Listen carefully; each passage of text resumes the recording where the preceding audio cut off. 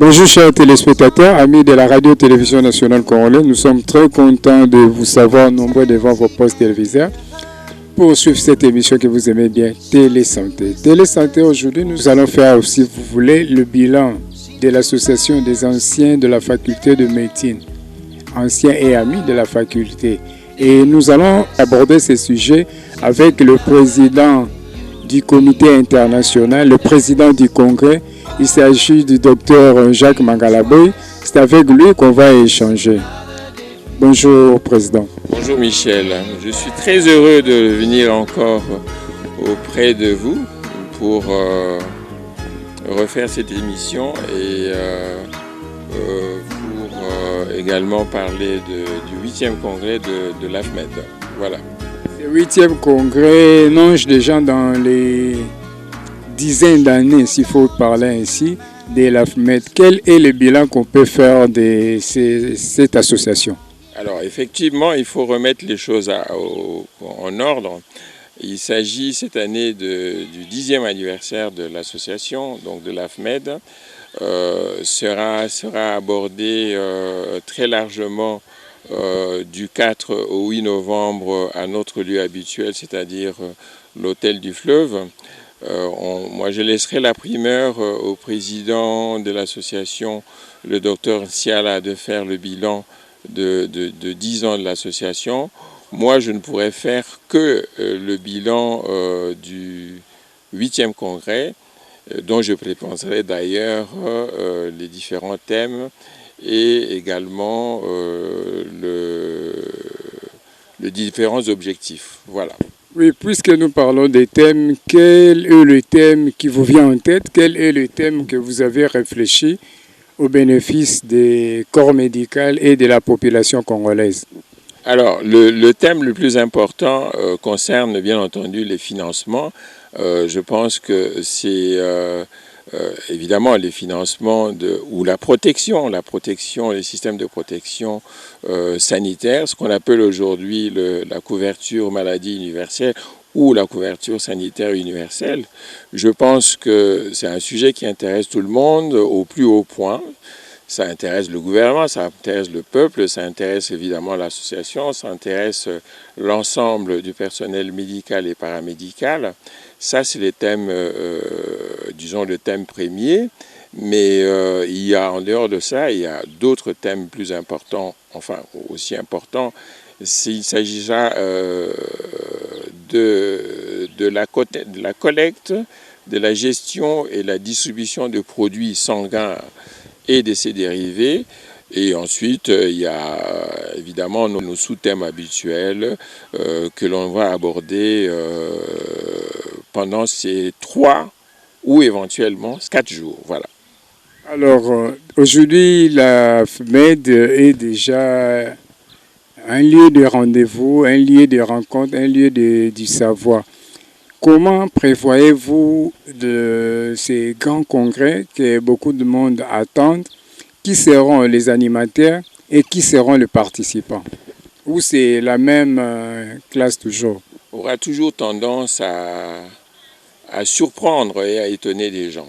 Donc c'est le 8e congrès et nous essayons de faire toujours un peu mieux. Peut-être que ça ne se verra pas immédiatement, mais nous allons essayer de surprendre. Pour le moment, je ne vous dirai pas quelle sera la nouveauté. Ça, c'est une chose. La deuxième chose, c'est qu'on surprend toujours en ce qui concerne la qualité des invités. Donc, vous verrez, bien entendu, il y aura beaucoup plus, évidemment, j'espère qu'il y aura un peu plus de participants que les années passées. On vise plutôt les 600 participants. Pour ce qui concerne les invités, on verra également ceux que l'on pourra faire venir à notre congrès. De toute façon, on vous réserve des surprises. Est-ce que vous gardez toujours vos partenaires traditionnels ou les données ont changé? Alors, il y a évidemment les choses qui ont changé. On sait, on peut quand même dire d'abord une chose, c'est que Le congrès de l'AFMED se trouve à la croisée de chemins, hein. C'est-à-dire qu'on sait très bien ce qui est arrivé dans le pays sur le plan politique. L'AFMED va prouver qu'il reste le congrès de référence et vous allez pouvoir le voir. Après, bon, nous on prévoit de faire le mieux, mais on verra un petit peu la réponse qui sera faite. En tout cas, il faut quand même rappeler, depuis 7 ans, que l'AFMED est devenu le lieu de rencontre de tous les professionnels et aujourd'hui, la référence dans les congrès des professionnels de la santé. Depuis le premier congrès jusqu'à ce jour, quelles sont les traces, quelles sont les données que les assises de l'AFMED ont apportées dans les structures médicales ou dans la prise en charge et qui sont aujourd'hui mises en pratique? Alors, l'AFMED, après, généralement, après chaque congrès, évidemment, on fait une synthèse, hein. Donc, on fait une synthèse et ces synthèses sont élaborées sous forme de recommandations qui sont envoyées au niveau des autorités compétentes. Nous avions, surtout au cours du 5e ou du 6e congrès, fait des recommandations que on avait remis à l'époque aux autorités médicales et sanitaires. Bon, il faudra attendre peut-être quelques années pour qu'on puisse en voir l'impact, mais en dehors de ça, vous connaissez l'impact de l'AFMED pour ce qui concerne l'amélioration de l'enseignement, de la recherche, de la formation. Ça, ce sont des choses qui restent et qui devront normalement marquer l'empreinte de l'AFMED. Alors aujourd'hui, quelle est la structure au sein de l'AFMED qui fait les suivis de ces recommandations pour évaluer si elle est dans la page ou non? Il y a à l'intérieur de l'AFMED un comité d'évaluation, de suivi qui est, disons, pour le moment tenu par le docteur Roger Moïla. Et j'ai le souvenir qu'il a envoyé dernièrement une enquête. Je n'en connais pas essentiellement les résultats, mais je pense qu'ils seront donnés, les résultats seront donnés assez rapidement dès le premier jour du congrès. Alors parlons de l'AFMED. Comment l'AFMED est organisée dans chaque pays?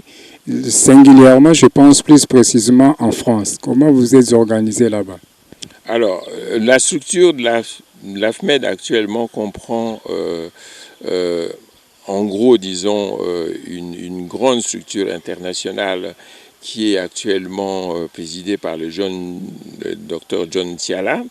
Et ensuite, au niveau de chaque pays, il y a des regroupements, donc des sections d'AFMED. Il y a une grande section en RDC qui est actuellement dirigée par le docteur Chamala. Et il y a également une grande section en France. Je pense que c'est un petit peu la stature de la diaspora médicale. C'est essentiellement à la France. La Belgique est en train de s'organiser. Il y a aussi une très très grande section de l'AFMED en Afrique du Sud. Et bon, les autres sections sont en train de s'organiser. Ça met un petit peu du temps, mais je pense que avec l'âge, hein, l'AFMED va de plus en plus montrer que la diaspora médicale et paramédicale est peut-être celle qui est la mieux constituée. Alors, qu'est-ce qu'il faut faire pour y être membre ou pour adhérer? Est-ce qu'il faut toujours attendre les congrès ou entre les deux congrès, il y a des activités qui passent là au sein de l'AFMED? Alors, il y a un site WhatsApp et un site Facebook AFMED où il y a un fichier, un bulletin d'adhésion dont tout le monde peut se procurer. Évidemment, l'adhésion de l'AFMED suppose qu'on s'intéresse aux objectifs de l'AFMED. L'AFMED est ouverte et aux médecins, aux infirmiers, aux kinés, en tout cas, tous les professionnels de la santé et les non-professionnels de la santé peuvent adhérer à l'AFMED à partir du moment où ils adhèrent aux objectifs de l'AFMED. Les téléspectateurs sont en train de vous suivre. Les étudiants souhaitaient autrefois au cours d'une émission, si vous pouvez aussi organiser un congrès spécial qui est aux étudiants et aussi à leur niveau, ils pensaient comment réfléchir, approfondir d'autres sujets, d'autres cours qui n'ont pas assez du temps pour en développer à l'université, à la faculté. Que dites-vous à ces sujets? Parce que c'était une des suggestions des étudiants. Alors, personnellement, je n'ai pas de réponse parce que je pense que la réponse appartient aux instances de l'enseignement et je pense qu'aujourd'hui, il y a ce qu'on appelle une conférence des doyens qui a déjà, l'année dernière, plusieurs fois travaillé et produit un document dont je pense le doyen, le professeur Kayembe m'avait donné. Je ne connais pas leur programme. Personnellement, je ne peux pas en parler parce que j'avoue que je ne connais pas, je ne sais pas. Mais c'est évident que l'AFMED est ouvert également aux étudiants parce que ce sont les prochains membres, je veux dire les membres putatifs de l'association. Mais là, ce sont peut-être des questions qui sont un peu plus délicates pour moi. Vous avez passé les temps, des réflexions au sein de l'AFMED et dans le congrès. Il y a toujours un sujet qui est d'actualité, qui ne cadre pas avec la santé, mais qui permet quand même aux participants d'y réfléchir. Qu'est-ce que nous pouvons réfléchir cette année? Nous avons vu les profs Monseigneur Chibangu, nous avons vu le professeur Ndayouel. Quelle est la matière de réflexion que vous allez nous amener cette année? Je peux déjà vous annoncer que cette année, le professeur Ndayouel sera encore de nôtre. Il n'a pas été là l'année dernière pour des raisons que tout le monde connaît, que je ne peux pas évoquer ici. Je l'ai personnellement vu il y a 10 jours, il sera là.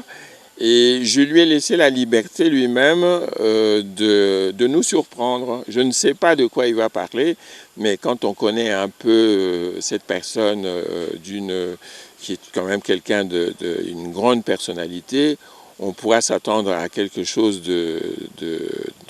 peut-être de très très intéressant. Tous les sujets qu'a abordé le professeur Ndayouel ont toujours été très intéressants. Mais en dehors du professeur Ndayouel, il y aura également la présence du grand professeur Jean-Jacques Mouyembe, donc il sera là. C'est un des membres, une des grandes références de l'AFMED. Le professeur Jean-Jacques Mouyembe nous fera bien entendu une mise au point sur l'évolution de la prise en charge de la 10e épidémie d'Ebola. Mais je lui avais demandé également, et il a donné quand même son accord, il nous parlera aussi de l'état de la recherche médicale en République démocratique du Congo. Il a fait passer aussi, il a exposé sur Ebola. Malheureusement, cette maladie continue à tuer les gens d'une manière silencieuse, mais nous pensons que le prof Mouyembe va nous aborder, va nous amener d'autres techniques, d'autres réalités. Alors, parmi les participants, est-ce qu'il y a ceux-là aussi qui ont des sujets à proposer, les timings, et encore là où vous avez déjà clôturé? Nous essayons de surprendre, c'est-à-dire que actuellement le deadline concernant l'envoi des abstracts, des exposés est fixé au 30 septembre, mais nous ne sommes pas statiques. Si une ou l'autre personne nous présentait quelque chose de beaucoup plus intéressant au-delà de cette limite, et bien entendu, nous allons accepter. Nous tenons à remercier les comités directeurs de l'hôpital général des références de Kinshasa, le docteur Mbaki Clément qui nous dispose de ces beaux cadres pour produire des émissions, sans oublier Dr Kazadi et les autres membres du comité directeur. Et docteur, avant de nous séparer, si vous avez un message à tous ceux qui sont en train de nous suivre en ce moment. Qui vient un petit peu de la tournée que j'ai faite depuis que je suis arrivé ici il y a environ 3 semaines.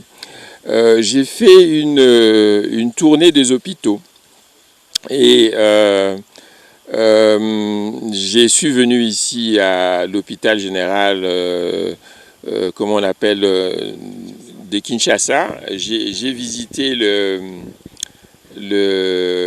service de réanimation, mais j'ai surtout visité le service des urgences.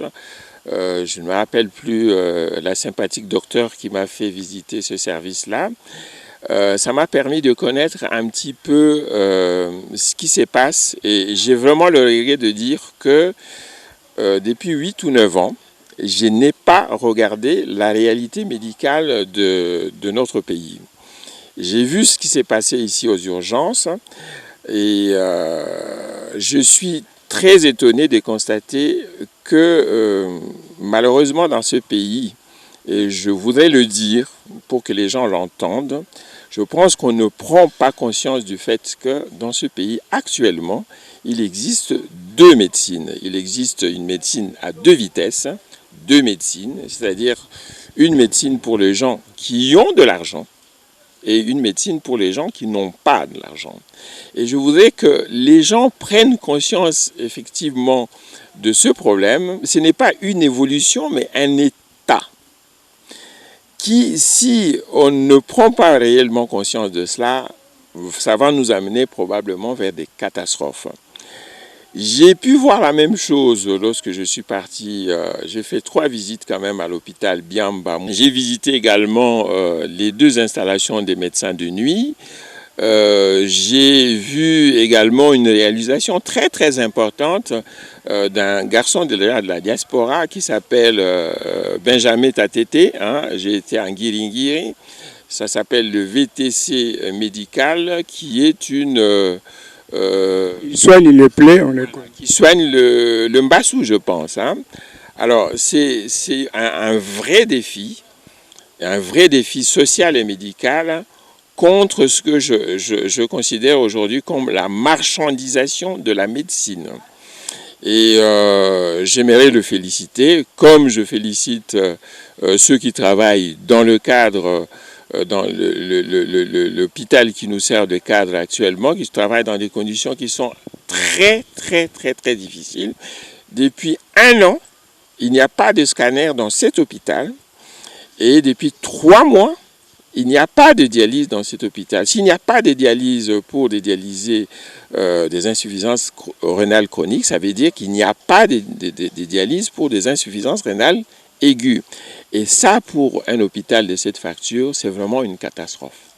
Je voulais à tout prix le dire et je voudrais que vous le mettiez dans votre émission parce que c'est quelque chose que je ne supporte pas du tout. Voilà, c'est tout ce que je voulais dire. J'ai peut-être dit assez, j'aurai peut-être des reproches, mais j'assume. Oui, vous allez assumer vos reproches. Nous tenons à vous rappeler que nous avons reçu le docteur Jacques Mangalaboy. C'est un retraité en France et il est le président du comité international de l'association des anciens et amis de la faculté de médecine. Nous avons réfléchi sur l'AFMED, nous avons essayé un peu de voir, de projeter déjà les prochains congrès de l'AFMED et il a aussi réfléchi sur le tour de quelques institutions hospitalières ou médicales, si vous voulez, de Kinshasa, et vous l'avez attendu de vos oreilles. L'hôpital général de référence de Kinshasa, qui nous sert à ce cadre aujourd'hui, n'a pas les scanners et n'a même pas le centre de dialyse il y a de cela 3 mois. Vous savez, l'hôpital général de référence de Kinshasa est le seul hôpital à travers la capitale qui n'oriente plus les gens dans d'autres institutions hospitalières. Alors cet hôpital doit mériter ce nom de l'hôpital de référence de Kinshasa. Nous pensons que nous saluons aussi et nous profitons pour présenter nos sincères félicitations au ministre de la Santé, son Excellence le ministre Eteni, qui vient d'occuper ces ministères, d'être là en place ces derniers temps. Nous pensons qu'avec le temps, il aura vraiment des moyens pour mettre en musique cet hôpital pour que ça puisse revêtir un peu sa plus belle robe d'antan. Nous tenons à remercier le docteur Jacques Magalaboyi dans l'espoir de vous retrouver très bientôt au cours de ces congrès et nous continuerons nos discussions. Je vous remercie. Vous m'avez donné l'occasion de dire ce que j'avais dans mon cœur, je l'ai dit. Merci et à la prochaine.